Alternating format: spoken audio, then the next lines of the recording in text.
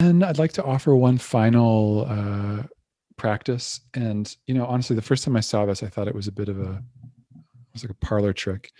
But I asked this meditation teacher, she'd been teaching for 30 years, and I said, what's your go-to when someone is really dysregulated? Like, how do you help people come back into their window of tolerance or become more regulated? And she said, this practice is just typically works 90% of the time for her. So I'd like to offer it to all of you. And it involves working with the breath. And it also involves working with the hands or movement. And I'll explain after the practice specific reasons this is helpful for trauma. So you don't have to be in a specific upright posture. You can, wherever you are is fine. But we'll be here just for a couple minutes and have my hands up here, but you can have them down as you did in your lap.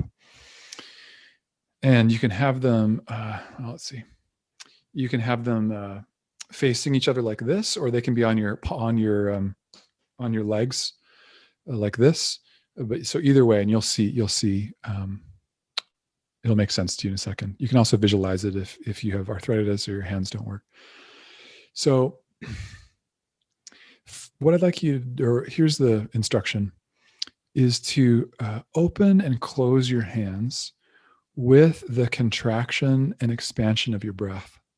So it would, for me, again, your hands can be lower, but it would be something like inhaling, exhaling, inhaling, exhaling.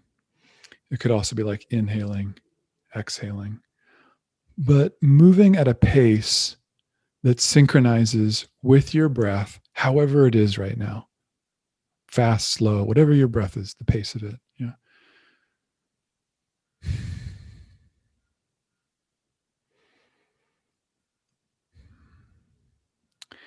And then optional is if you would like to toggle the depth of your breath or change it, you're welcome to do that with your hands. So if you wanted to take deeper breaths, you could actually become a little wider and really follow that. Like, okay, deeper, wider breaths.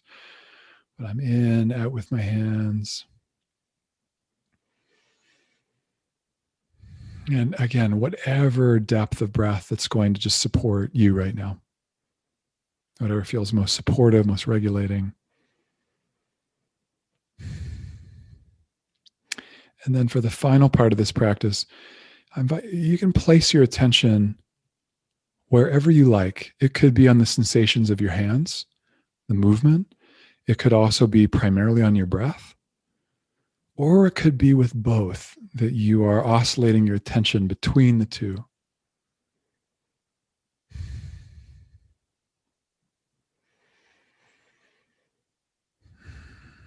Maybe one more here.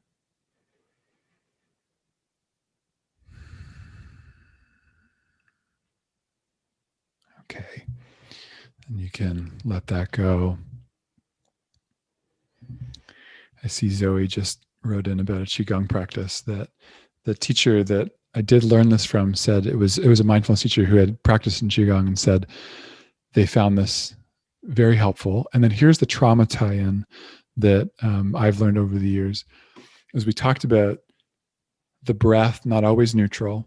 And so when we're asking people to pay attention to the breath, even if it's taking deeper breaths, it can be activating. The hands provide a different reference point to pay attention. So again, the wisdom of this Qigong practice of actually, okay, I'm going to pay attention to the movement, not as a distraction, could be per se, but as a way to actually say, oh, maybe just paying attention to my hands is more regulating.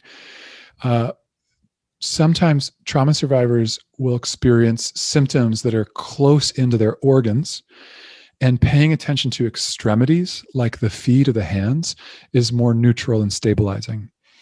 So what I like about this practice is you can choose where to place your attention between either the sensations of the hands moving, or it could be the lungs and the breath. So you can go back and forth. But it's a simple one that you can do especially if someone is hypervigilant, hyperventilating, more distressed. That can be a very helpful one.